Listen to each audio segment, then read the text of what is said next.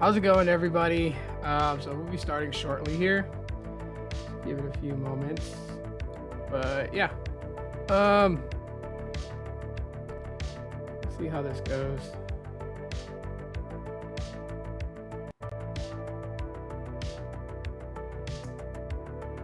Yeah, we'll see how this goes. As you guys are in here, feel free to say hello. What's up?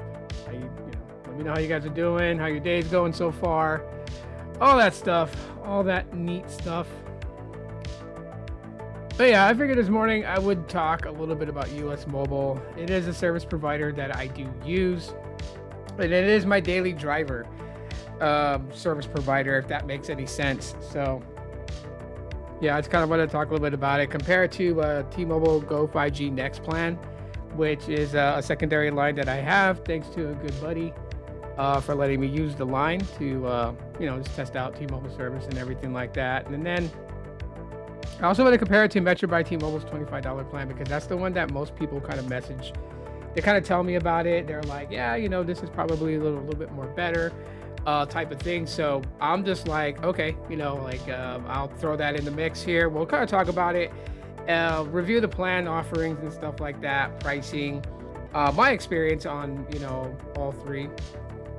Even though Metro and T-Mobile are pretty much under the same umbrella. But we'll talk a little bit about that. While you guys are coming in, say hello, say what's up. Glad to have you guys here. I should probably do a better font choice for the comments if they're going to be on display. Just because and it's showing blue for the tag names, and then the fonts are in black. So I do want people's comments to actually be seen here. And see, since I'm wearing black, it like masks it. It's so weird. I'm so sorry about that. I'll try to do a little better. Maybe if I just like move it up here, I think that will probably be a better area, just because, because my TV's black and it just kind of hides the comments. So sorry. Very sorry on that. I wonder if I could actually just, because I know I could edit the comments in real time. So this gives a little bit more time for people to come in and just kind of chat it up. T-Mobile is getting way too expensive. I don't know if this company is going to last any longer by increasing prices. The way to increasing the prices, I think Visible is a lot better choice. Yeah, I would say Visible is a pretty good choice, but there's a reason why that I wouldn't lump Visible above US Mobile. It's just for one main reason. Like, if you're gonna go Visible, you have to absolutely have like best Verizon coverage in your area. If Verizon is weak in your area, Visible ain't gonna do you no good, and that's the only sad part.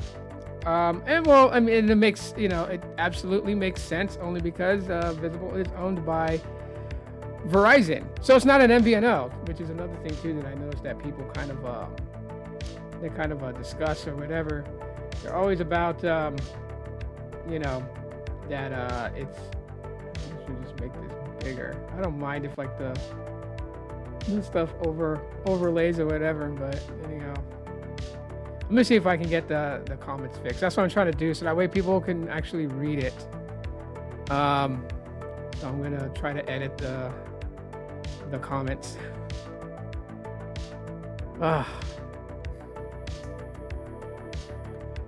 I'm not very good at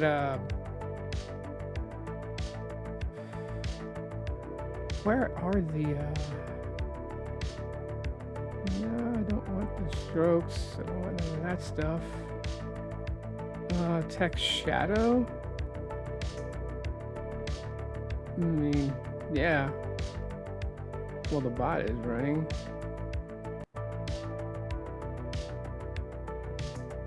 Enable custom fonts. I'm trying to fix this, so I'm so sorry. I'm trying to get it to where like the comments are visible, right? Like, or I should wear a white t-shirt or something. I don't know.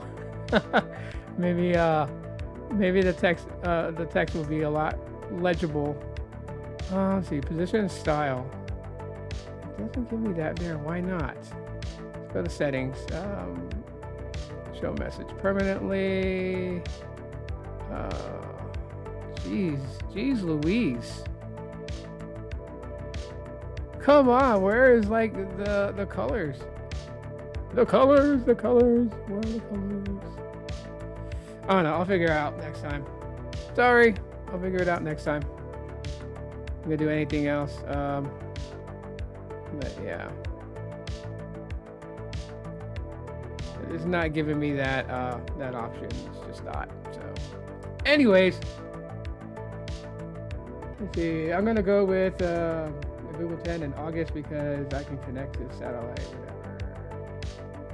It's no service and I'm giving that for free. Okay. I mean, that's cool. Yeah. Yeah, for the most part. So anyways, yeah, this is like, I was testing it earlier and it wasn't working for some reason. And then I didn't expect it to start working now, but it's working now for some reason. Now it's not working again. So, okay, if the chats don't pop up on the screen, I'm sorry. But anyways, yeah, let's just kind of review it, right? So I have, well, you know, the monthly pricing for US Mobile Dark Star.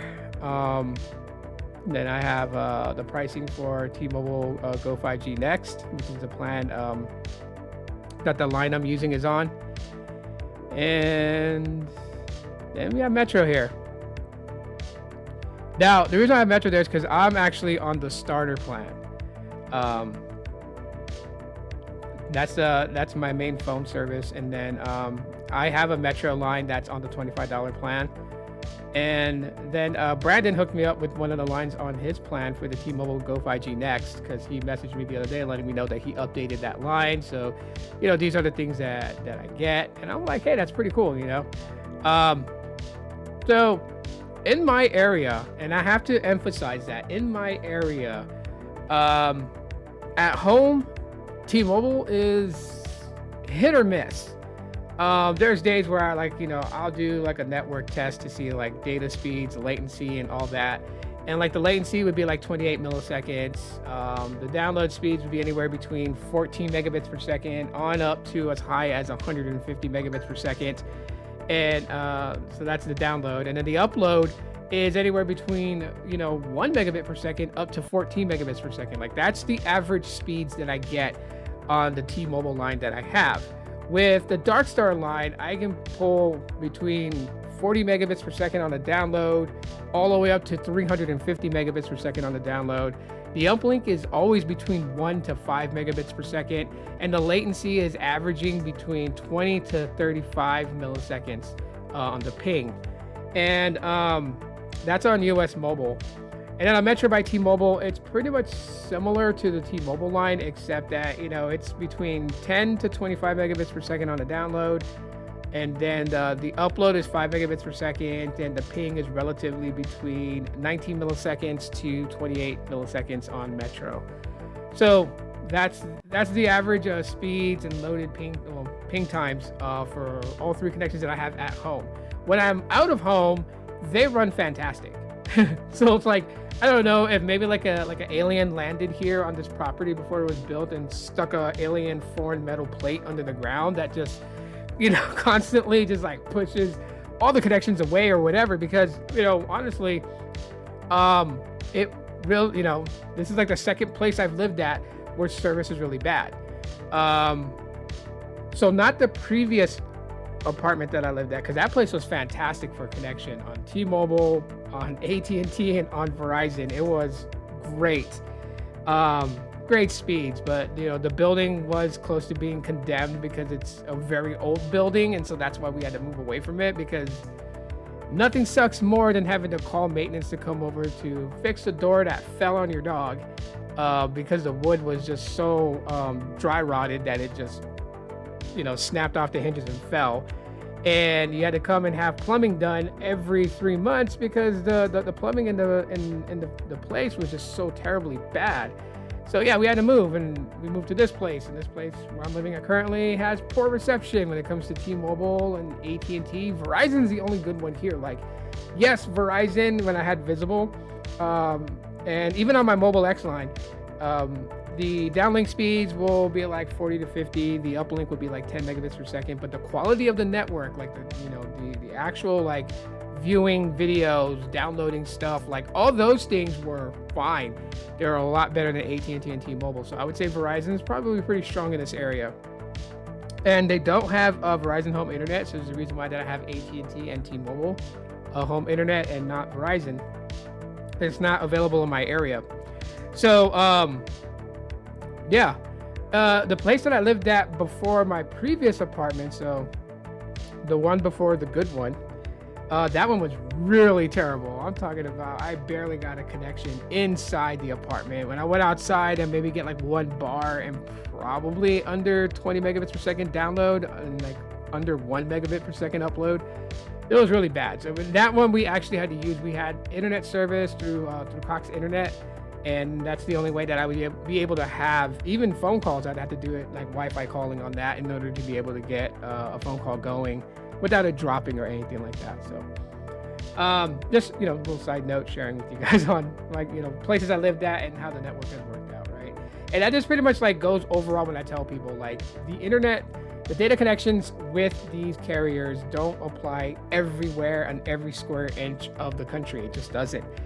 There's places where, you know, each one is going to be relatively dominant and good. And so that's kind of the reason why that, you know, I tried a lot of things. I tested out a lot of different plans and services, and I even go as far as talk to the customer service and just to have fun talking to them, seeing if they can resolve my problem, my fake problem. Because yes, I do. You know, I do present a fake problem and see if they can, you know, figure out how to resolve it. I do those things to know how their customer care is, how well trained they are, and just them as a person, their willingness to want to help or not help. So that's what I do when I want to test out a network. But like, I landed on US Mobile and decided to go back and stay with US Mobile just on two principles. One, $25 a month on their starter plan to me is actually pretty kosher.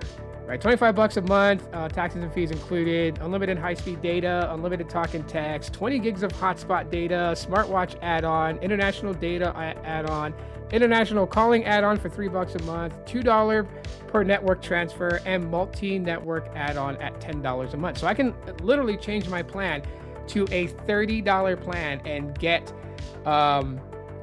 like the Warp connection, which is Verizon, and have AT&T and Verizon run on my Pixel 10, and then have the T-Mobile line on the Pixel 7, and I would have access to 3 different networks. I could actually move the T-Mobile line over to the Pixel 10 and just shuffle between my secondaries of which network I want to connect with, and then, you know, as everyone has in my family, everybody has my phone number for Dark Star. That's what they text.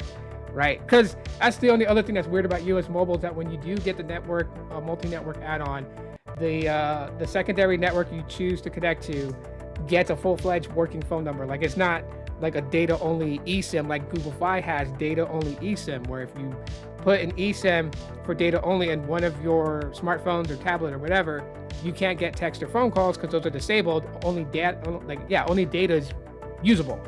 And I think that US Mobile should do the same thing, right? Because I think that's worse than, you know, being able to get these spam messages from a number that you're not really using. But then again, there's people who's probably going to take advantage and be like, okay, you know, I got a working text message, working phone number. I'll make this line my business line on the Warp, and then my main phone number, you know, on the main service I want to be on, and not have to worry about, you know, people having my actual personal number.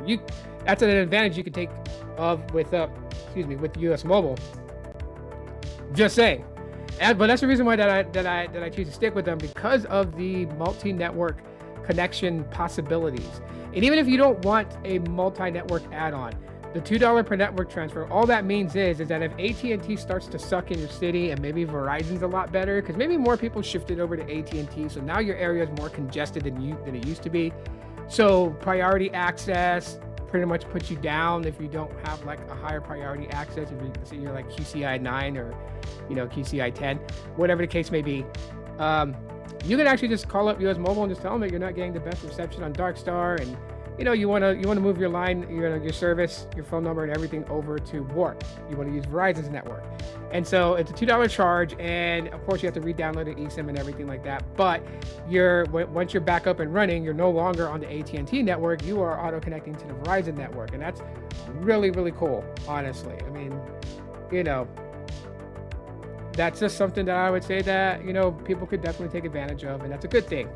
So it allows you to connect to 3 different networks, and it allows you to wherever you're going to always have the best possible coverage.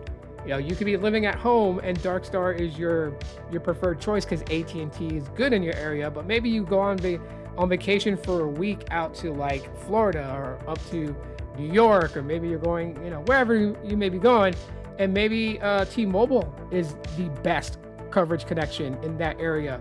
And you could literally just call up US Mobile or chat with them and just be like, hey, I want to switch my network connection. I want to switch over to Lightspeed, which is T-Mobile. And so they'll go through that process of moving your number over to Lightspeed. So then you're on T-Mobile, you go out to vacation, you got fantastic coverage where you are, and then when you're about to go back home from vacation, you chat them up and I want to go back to Dark Star, and they will move your number and services back over to the AT&T connection side. On the starter plan, it's $2 for every network transfer you request. But if you go on the unlimited premium, which right now for 12 months with the code all35, you get that plan for $35 instead of $44, which is its normal pricing. On the unlimited premium, it tells you right there, multi-network add-on, free network transfers. So not the network add-on, but free network transfer. So you can do the network transfer instead of paying $2 per request. It's free on the premium plan. And that's if you just want to maintain one phone line. I would say that if you're going to go on vacation for a week somewhere and that area has really good T-Mobile coverage, just do the multi-network add-on for 1 month and make your secondary line whatever is the best one out there. Because then you can just go in your settings on your phone and just have it automatic switch data, and then you're going to be good on US Mobile. So that's a bonus plus. So that's why I chose US Mobile, because there's a lot of flexibility, a lot of give and take, a lot of play. And you know what, like $25 a month, I mean, that's just what I would pay like on Mobile X. Shout out to the Mobile X people, love them. But you know what, like their plan is $25. Boost Mobile's plan is, their unlimited forever plan is $25. So a lot of companies are really hitting at $25, and US Mobile is no different from that. The only difference is these flexibilities of network switching and multi-network add-on. Now, you cannot add on more than one additional network connection for those who are curious. So it's not like your main line could be Dark Star and you can call in and say, yeah, I want multi-network add-on for $10 more a month. Give me Lightspeed and Verizon. They won't. You can only choose one of the additional networks to connect to. So that is my reasoning for being on US Mobile in a nutshell.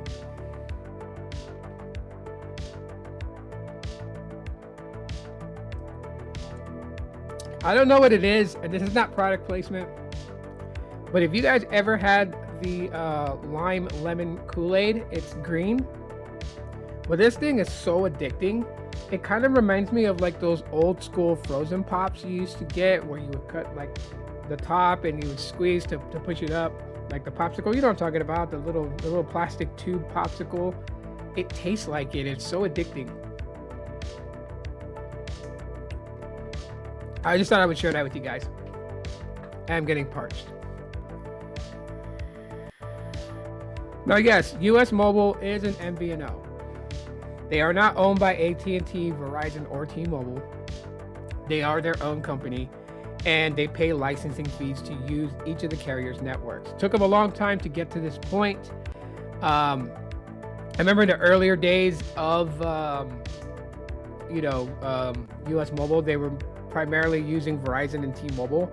And then, the Dark Star came around. And I think they took the name Dark Star because it was tossed around on YouTube quite a bit. Because I've been hearing a lot of my buddies on here that do speed testing that literally talk about, what do you call it? That they talk about, they reference AT&T as the Dark Star or like the Death Star. because of the logo and everything like that. Wow, I didn't even catch that. Let me get back to some of these comments here real quickly. Let's see. I pay 28 a line for Go5G Next. Oh, okay, cool. I mean, it's, for me, I don't know exactly the specifics for my line, just because it's a line that Brandon is letting me use. And I've never asked him like what it is, because honestly, he just let me use the line. He was like, use it because it's one of the I guess the free lines that he had on his plan before he switched over to the Go5G Next. And he was like, he has no use for it. I think he was getting devices from that line. Like, he was like, he got a device for it, but he didn't want to use it on that line. So he gave it to me to use. And I always told him, like, whenever you want to cancel, close that line out or whatever, just shoot me a DM on X saying, hey, I'm closing the line. No sweat, right? Because I only use it for network testing T-Mobile. I actually don't use the number for anything. Nobody has the phone number to that line because it's not my line, And so I don't want anyone to get used to that number and then keep trying to like call and text it or whatever. And if it's no longer mine, if I give it back or if he needs it back or whatever, he takes it back. I don't need anybody from my side ever bugging him. So I only use it for like network testing. And then like, it's funny because like my son, when I told him about it and like, how a friend of mine on X and YouTube is letting me use that line, he's like, if you don't use the phone number, then how do you make phone calls from it? And I told him Google Voice. I have Google Voice. Like, most people that have a phone number for me to text, if you guys didn't know this, you have my Google Voice number. You actually don't have my personal number. So yeah, that's what I use on it. But anyways, so $28 for Go5G Next. That's not bad, considering, because if we look at, like I said, moving away from US Mobile, if we look at, Go5G and what they're offering, I mean, they have like a, plan pricing comparisons. Well, let's see. So, like, yeah, premium data is unlimited, and then you get 50 gigs of hotspot. After you use the 50 gigs, you're slow to 600 kilobits per second. So that's better than 128 or 256 kilobits per second. But it's still, it's roughly around like old school 3G speed. So I mean, that's fine. I don't use hotspot really. You get Mexico unlimited talk and text in Mexico, 15 gigabytes of high-speed data a month, and then it's unlimited at 256 kilobits per second. So you are throttled if you're in Mexico or in Canada. New customers get same device offers. It's always on that. Device upgrade included, ready every year. So every year on the line that I'm using, I guess Brandon can get like a device upgrade, which is cool. Kill two birds with one stone. He can get an upgrade for himself, and I'm using the line, so the line shows usage. So they don't really. Oh, okay. See, I never knew that. So that's your username on YouTube. Okay, thanks, Brandon. I never knew that. Now I feel like a jackass, but it's cool. Glad you're here. Got it. That's a unique username. So what is it? Moose NH94 or Moose N? I don't know how you say it. The way you have it spelled. But anyways, cool that I know that you're here. Okay, yeah. So anyways, let's see. Netflix Basic, Netflix Standard, Apple TV Plus. So yeah, those are some pretty cool perks. International data, 5 gigs of high-speed data. I don't travel outside the country, so I'm good on that. In-flight connection. This is probably what my sister used when she flew from Hawaii to Arizona. So, because she has T-Mobile, but I don't know what plan she's on. I think she's on an older plan that she's trying to, stay on that's grandfathered. But yeah. Now, see, the thing about this is well, Brandon says that it's like 28 per line. So that's roughly about close to what I'm paying, 25 on a limited starter. And of course, the QCI access is going to be, the priority is going to be higher because this is a full-fledged postpaid plan. So this is not an MVNO or prepaid. So that's, that's the given there. But the thing about it is that, of course, you're only relying on one network. So if T-Mobile is like the best in everywhere that you go, this would actually be pretty decent. Now, it's $28 per line. Brandon, can you confirm with me that how many lines you have to have it at that price? because right here it's like $71.67, $60 a line a month for a limited time. So yeah, I think that's like what, one line is $71.67, or like, cause well, up here it's like $100, so like 170 for 2 lines, 180 for 3, and then 225 for 4 lines. I guess that's what these price per line, so how many lines you have. So if you want to, I don't know if you want to confirm that in the chat, but yeah, if it's 28 for a line, because I guess, like, I don't know, is that like promotions on stacked on top of that? So that's the thing, like if it's like 28 per line just because, you know, per line, then that's cool. But it doesn't like promotional stacks on it, then like what it would be without the promotional pricing, that's, I think, the key factor there. But other than that, I can tell you guys that, you know, the usage on the T-Mobile Go5G Next is pretty solid, which is the reason why that, you know, my daughter took over one of the helium lines, since I don't want to use helium at all ever, so she has it. And then my other daughter has the Metro line, and so she's good on that. 9 lines total and 5 paid for free breakdowns. Oh, okay, gotcha. Now I see what you're saying. I appreciate that. Can I pin that? Why is it not showing me it? What the heck? Okay, so from OBS, because like the way I have it right now, I can see, I don't have to do the YouTube chat pop out. I have that window within my OBS layouts, you know, so I can actually see it. You see the chats within OBS and everything like that, so that's pretty cool. Anyways, yeah, okay, so it won't let me pin it, so, oh wait, I'll just grab my phone and I'll pin it through there. I'm gonna pin your comment, so that way it stays at the top.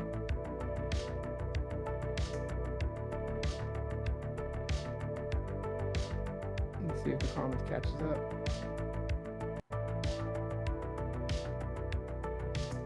Okay, there we go. Drop this down. Pin message. There we go. Got it. Okay, cool. So that way, you know, if people want to know what the breakdown is and how you're getting it for, you know, $28 for a line. So that's basically what it is, because, you know, a few of the lines are free. So if you basically just like take the amount of what it costs on your plan and chop it up to those lines, that's what it equivalates to, 28 a line. Got it.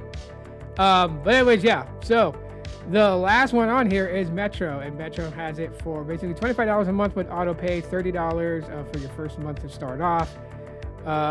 New plan benefits, 5-year price guaranteed, taxes and fees included. The benefits you know and love: unlimited 5G, unlimited talk and text, T-Mobile Tuesday, and Scam Shield. And that's all you get with the Metro for 25. So even like comparing Metro on the 25 to unlimited starter on US Mobile, where I get unlimited high-speed data on the Dark Star connection, right? Uncapped on Dark Star, you get that, 20 gigs of hotspot, and then of course, you know, the international add-ons. With Metro, you get far less for the same price. Now, Metro is pretty decent. I'll give it that. It's pretty decent at times, but $25 a month and you don't even get hotspot. So there lies the problem. There lies the problem. Because even on the starter, unlimited starter, say you went warp or you went Lightspeed, like those aren't fully unlimited, right? I think it's like 70 gigs of high-speed data. And hold on, I gotta check something real quick, because I'll share a story with you guys what happened over this weekend that pissed me off with the city that I live in and the HOA that I live in. So I'll share a little story time at the end of this. If you guys want to like stay through, and don't forget to hit the subscribe button too as well. But yeah, if you're on the unlimited starter, Lightspeed or Warp, I think it's like 70 gigs of high-speed priority data, and then you're throttled after that. And 70 gigs is still pretty decent, because if you look at, you know, Google Fi, you get 100 gigs before you're throttled, and 50 gigs of hotspot for $65 before tax, right? So this is like $40 cheaper, and you know, you get nearly similar to it. So even if you choose Warp, you choose light speed, you still got a good amount of data to use, especially if you have home Wi-Fi and you're mostly on home Wi-Fi. Like, that's one thing I never understood.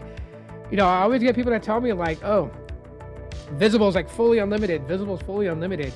And, you know, so why even go anywhere else? And it's like, you know, it's fully, whoa. Oh, hey, the comment is working now. The comment section is working. So let me shrink this a little bit. I'm gonna try to fit it up here so at least some of it can be read. I need to find a way to fix the fonts on that. But anyways, let me wave my hand.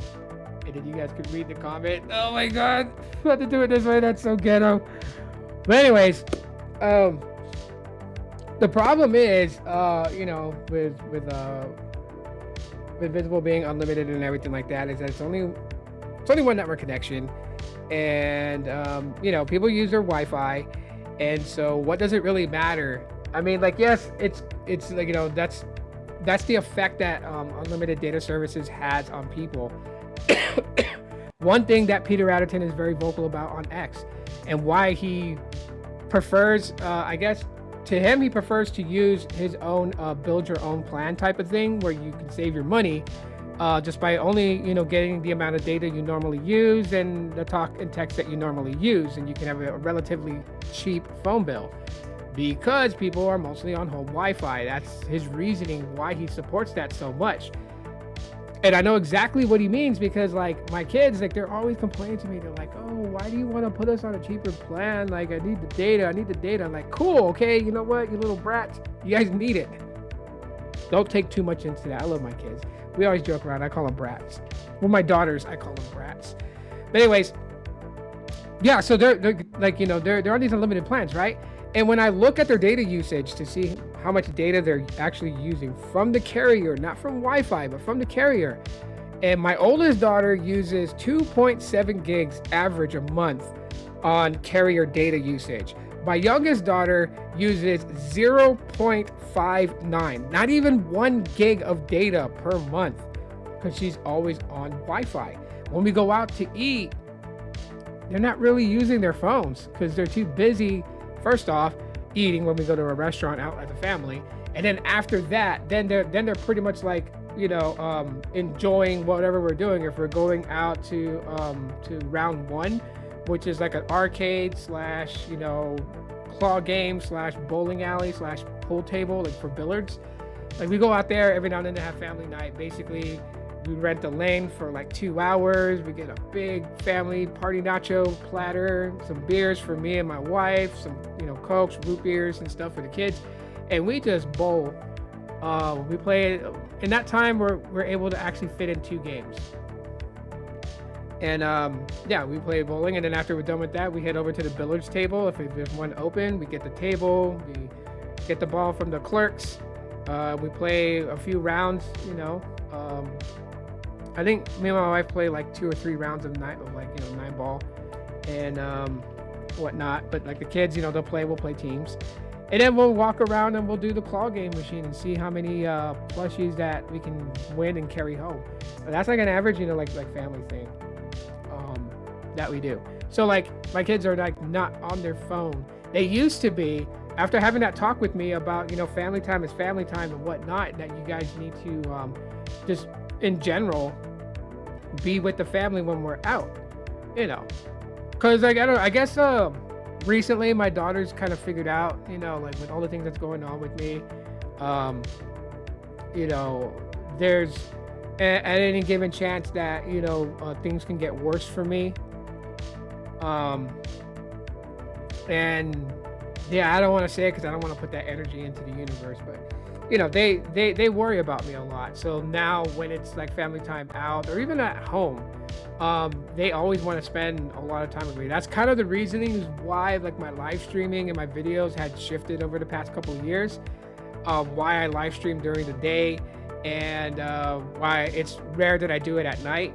And then also when I do make videos, they're mostly shot in the mornings, and I just edit them throughout the day, and then I release them at different times of the day.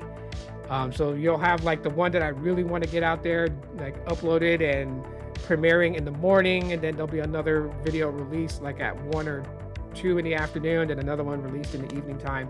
If I decide to do 3 videos in a day, mostly I just try to do only 1 video a day.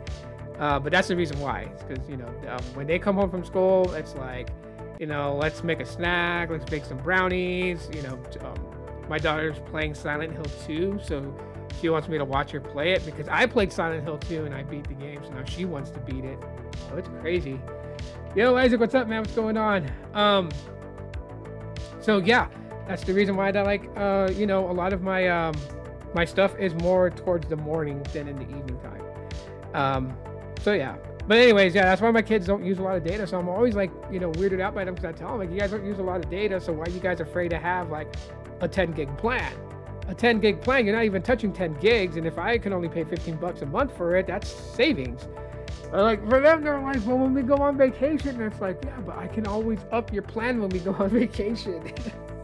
So anyways, yeah, but a lot of people are like that. Like they don't really use unlimited data per se off the carrier. They're mostly at home Wi-Fi. Sorry, I gotta check something real quick.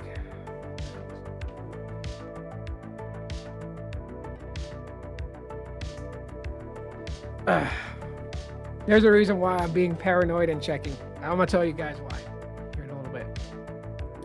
But anyhow, yeah. So people will use their Wi-Fi at home, and then they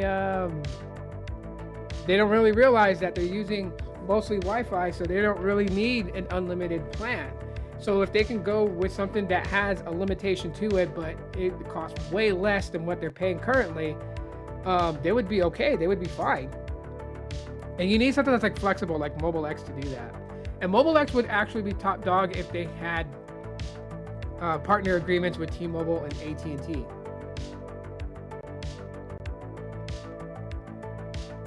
But I don't know if those other carriers want to allow Mobile X to be a part of their network access.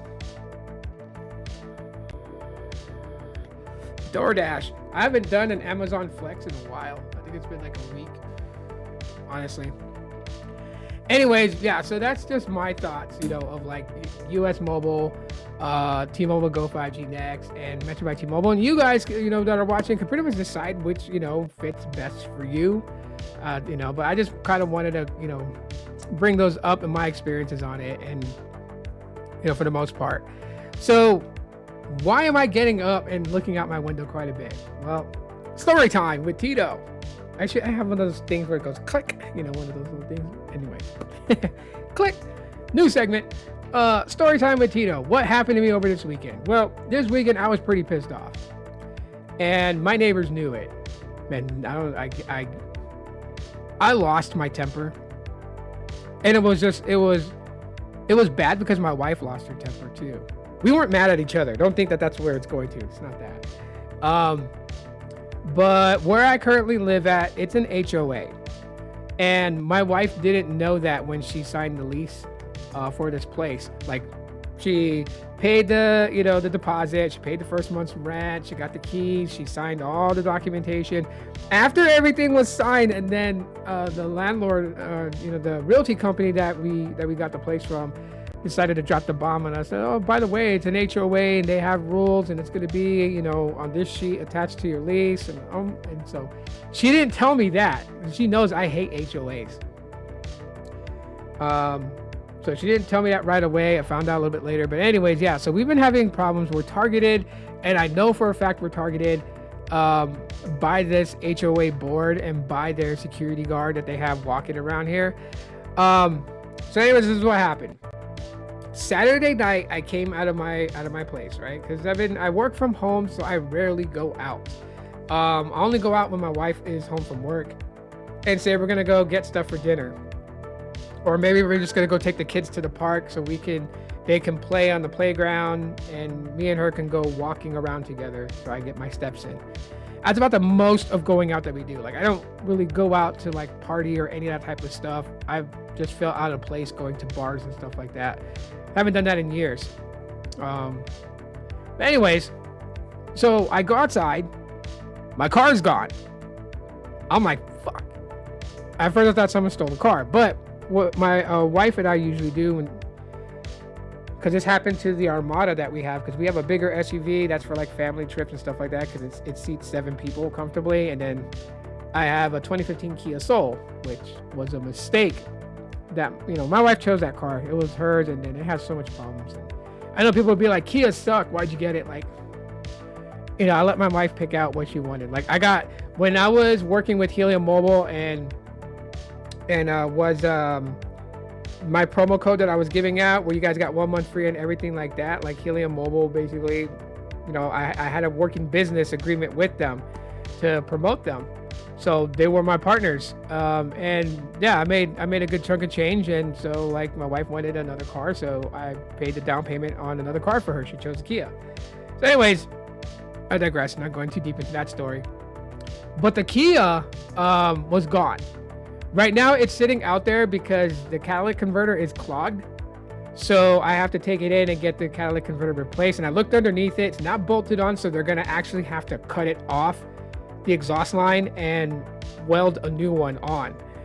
And anyways, so yeah, that's supposed to happen at the end of the month. And now, so, you know, it mostly sits at home. And it was gone. So there's like a parking spot that's like right out here where I parked it. And the reason why I parked there is because a lot of my neighbors, they have their family, friends that come over, and they take all the additional parking, because we have an assigned parking spot, but the Armada doesn't fit in there because the way that it's sectioned. So the Armada can't fit, so it needs to park out in one of these extra parkings that we have in front of our townhouse. But at night, when my wife gets off work, because she's using the Armada, because the Kia is out of commission basically, when she comes home, the parking's filled up. People that are staying over the weekend to stay with friends and stuff like that, they just take the parking. And so there's nowhere for her to park. The only place for her to park is on the street, but you can't park on the street because in the city that I live in, we'll tow your vehicle. So we got into this habit where during the day when she goes to work, I take the Kia out of the assigned parking that we have, and I put it in one of the extra parkings. And that's one particular spot is always open, so that's why it's always there. And we've been doing that for like the last month. And yeah, so anyways, I go outside Saturday night, car's missing. We contact the police non-emergency line. We talk with dispatch, give them the make and model of the car, and the plate number shows on their record that it was towed. Show the company that is known to do some shady shit towed our vehicle at a request. We called that towing company. The lady wanted to give my wife attitude. Big fucking mistake. Like, my wife is not one of those types. She's not dainty. She's not all about being prissy or anything like that. Like, you know, my wife can, you know, she could be a lady when she wants to be a lady. Like, we're going on a date, the makeup, the hair, and all that stuff, she'll do that. But then at the same time, she's also a roughneck. So she'll square off with guys and go toe to toe with them in fist fights. So anyways, so yeah, my wife's going off on this lady because we're like, where we're parked at, everybody parks there. Every one of my neighbor parks there, and they always fight for that particular parking. Because even if I was to like move the car, say if I wanted to go drive and pick up the kids from school, which is down the road, and I did that, by the time I come back, that parking would be taken from one of my neighbors. Like, they literally watch for that one particular spot to be open, and then they go and take the car and park it there. So everyone's fighting for that parking spot. So yeah, my wife got into an argument with the tow company operator because they said, yeah, you were parked in a loading zone. Well, where the fuck's the loading zone? Because there's no sign in front of it. And trust me, I've taken pictures and videos, and I've walked this entire apartment complex this weekend, taking pictures and videos of other cars parked in the same type of parking stall, and there's no signage. The only place that has signage that towing is enforced is in front of our mailboxes, because we have one central area for everyone's mailbox. And in front of that has these signs that tells you that tow enforcement in this spot. If your vehicle is parked here, unless you're USPS carrier, your vehicle will be towed. So it tells you. So there's signage. They have signs. But in the spots that they're saying is loading zones, there's no signs. And of course, the actual space is not identified with any markings, right? It's not. There's no yellow paint, on each side to indicate that it's different from the other parking spots that have white dividers, white line dividers.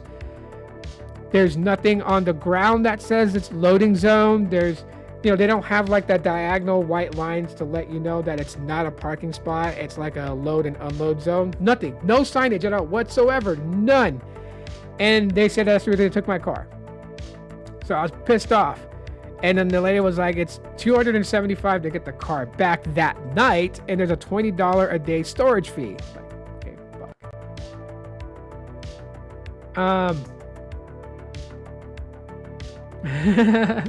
So anyways, so I was like, I do a lot of research. Shout out to Google Gemini because it helped me find a lot of cool things. I just basically talked to Gemini. I was like, I feel like my car was towed illegally because they said they towed it because it was parked in a loading zone that has no signage that it's a loading zone. And Gemini did the rest of the work and found all these different things to look at, as well as who to contact for some additional support. And one of them was contact your local authorities to get insight on city laws pertaining to parking on what they consider apartment complexes to be private property. So I looked that up, and then I called and asked the dispatch if they can have a sergeant call me back. And it was funny because, my wife, she was really stressed out, so she was crying. So after she had a good cry to just get the stress out of her, and then she had to go work the next morning because she's been working double shifts for 3 days. So she went, fell asleep. The sergeant called. So I get on the phone with him and I tell him, I'm like, hey, yeah, this is what happened. I explained the whole story to him, and he's all like, it's Quick Tow that took your vehicle. I'm like, yeah, because that's who the HOA here contracts with. So he's like, yeah, I was like, I figured it's them because the police department of the city area has problems with that tow company. They're known to run scams and stuff like that, which, if you go on Yelp and you put in Quick Tow, KWIKTOW, and then put Phoenix, Arizona, and you can see a lot of reviews where they do some scandalous shit. And so the sergeant's he's like, I'm sorry about that. He's like, look, listen up real quick.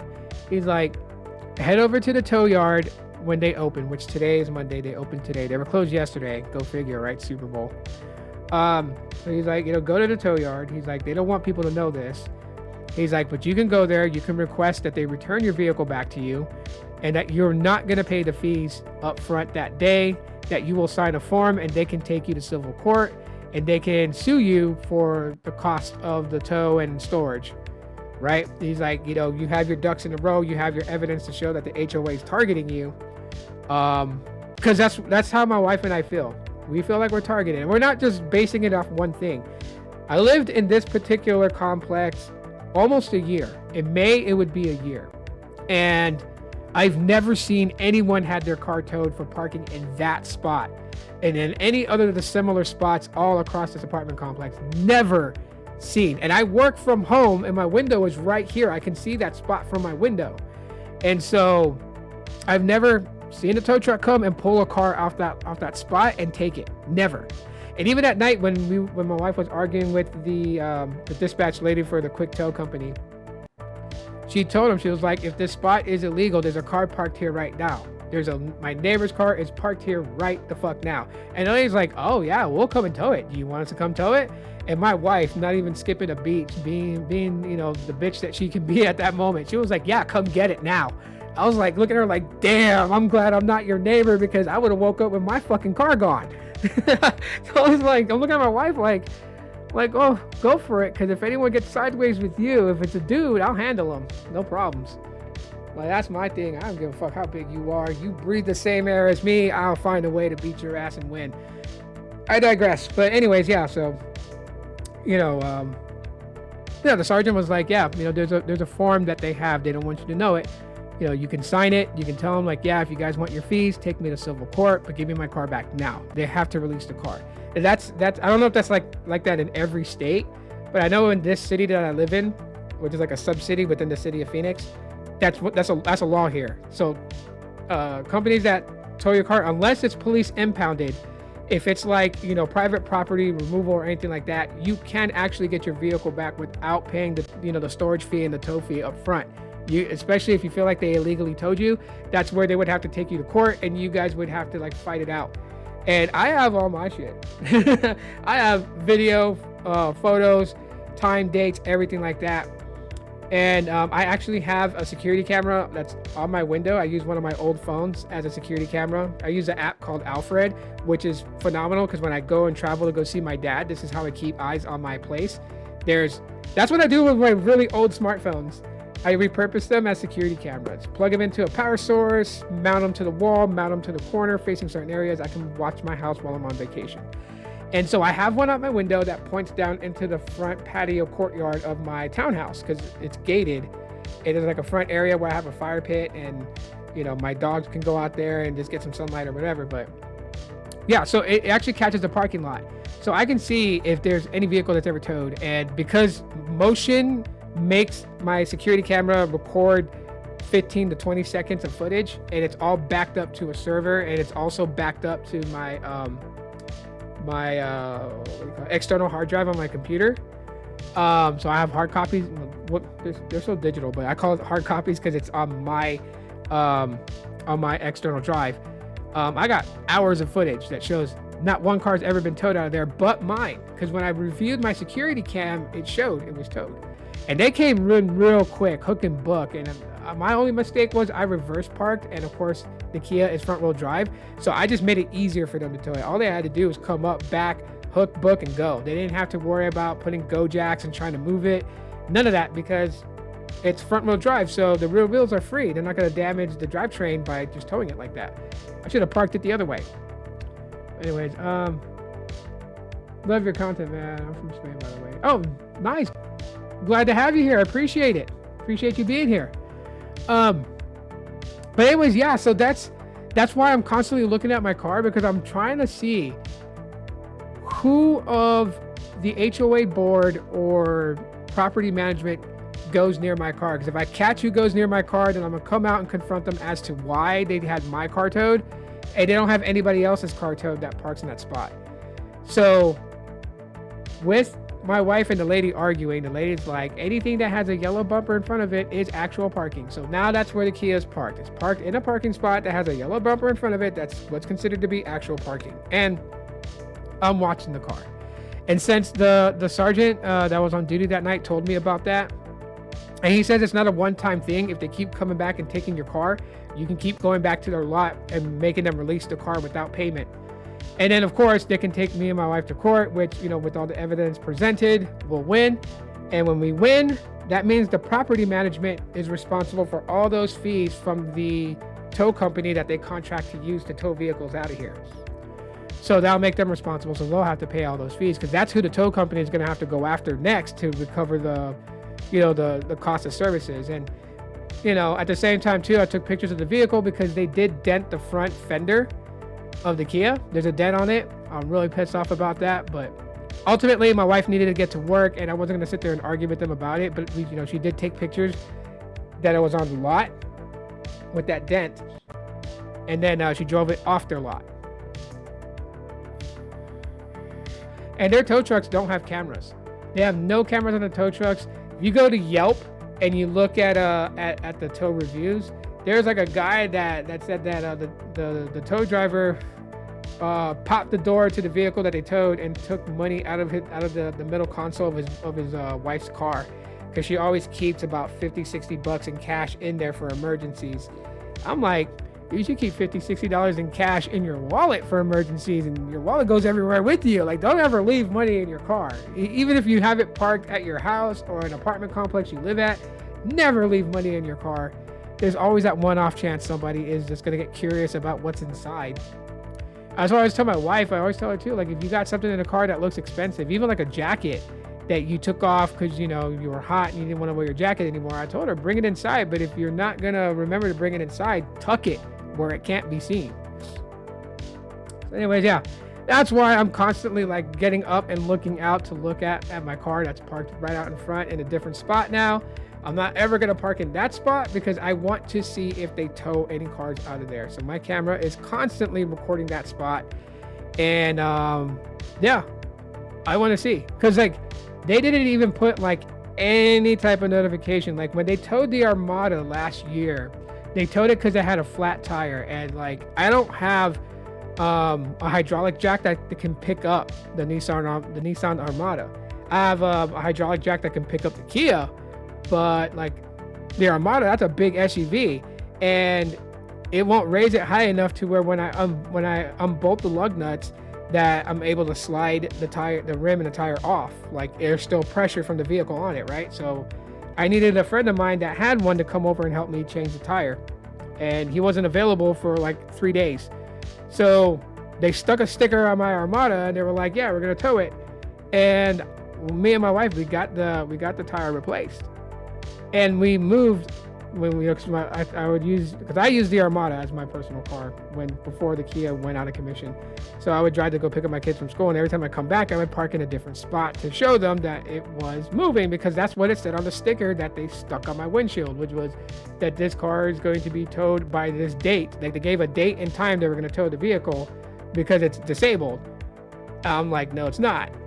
So obviously you can tell it's not disabled because it's moving from spot to spot to spot every day. It changes its parking spot and its parking style to show that we're not just pushing the car and rolling it into a different spot. That's a heavy vehicle to try to make it maneuver and reverse park in different areas. And they still towed my car. They still towed the Armada. They took it, and I was pissed. I didn't know that I could actually make them give me back the Armada without paying. But yeah. So at that time we did pay. I think it was like $310 we paid to get it back out, and I was pissed the hell off. But yeah, so with the Kia, they never put any notice that I was in a wrong area or whatnot. So how the hell does anyone know if they're in a wrong area to park? How? If there's no signage, there's no signs that says this is a loading unloading zone, no parking. How the hell is anyone supposed to know? Like I can see them towing my vehicle if they came and they stuck, because it's not a flyer, it's not a piece of paper. What they put on your car to let you know they're gonna tow it, it's a really strong adhesive sticker. Like when I peeled it off the Armada when they threatened to tow it, which they actually did tow it anyways, but when they first put the threat of towing it, I had to use a razor blade and scrape the rest of it off. When I peeled it off, a lot of it stayed stuck and glued to the windshield. Plus, too, living in this city when it's 110 degrees makes that adhesive just that much more stronger. So I had to use a razor blade for like an hour to scrape the adhesive glue off my windshield. And yeah, so it's not going to blow away in the wind or fall on the ground and get kicked around.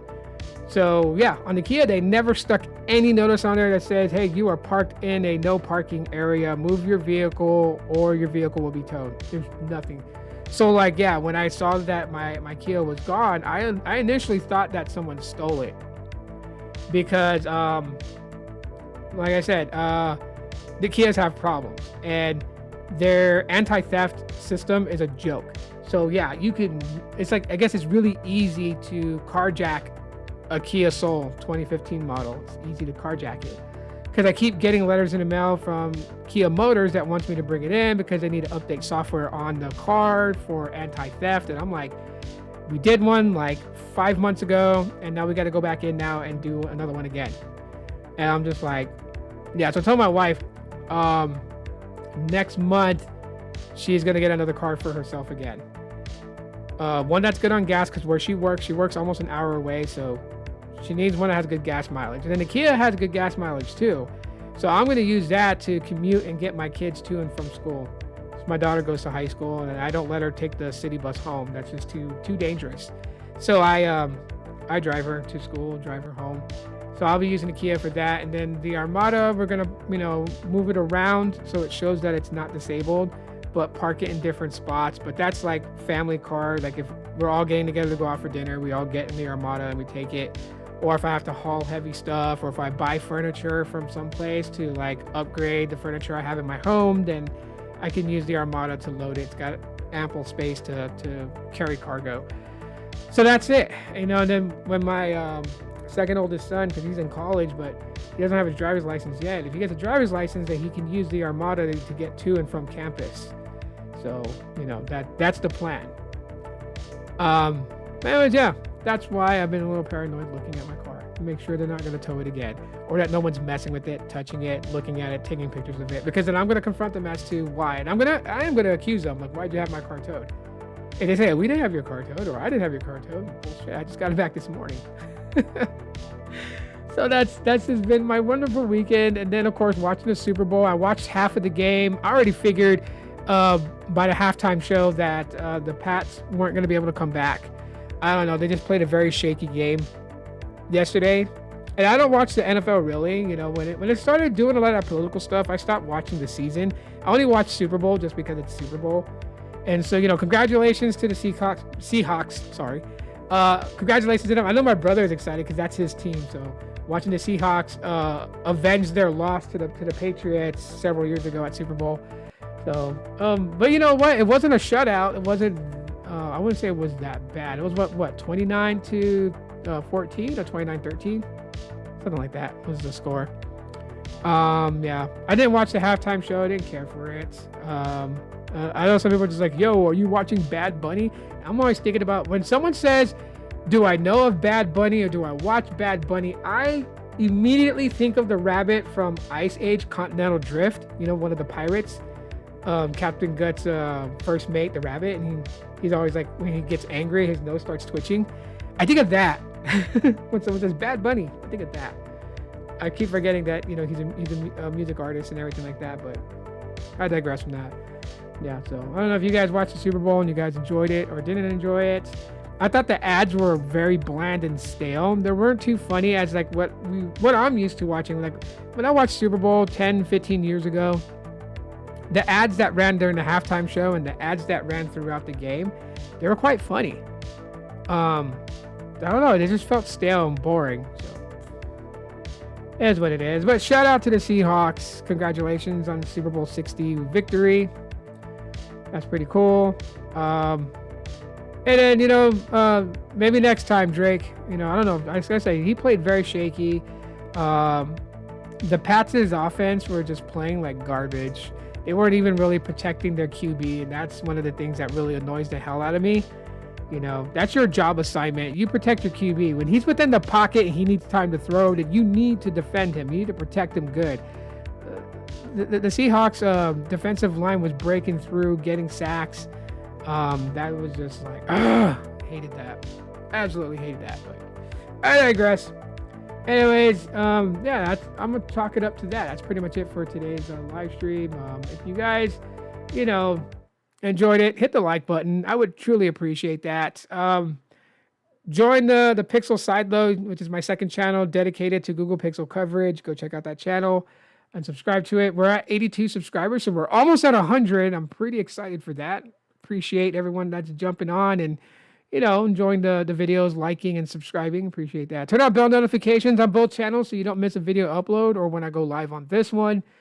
But yeah, I will talk to you guys in the next one, which is this Friday. I'll be going live again. Aloha Friday live stream. So Mondays and Fridays, I will live stream. Just so you guys know, FYI, for the rest of 2026. But yeah, I'll talk to you guys in the next one for sure.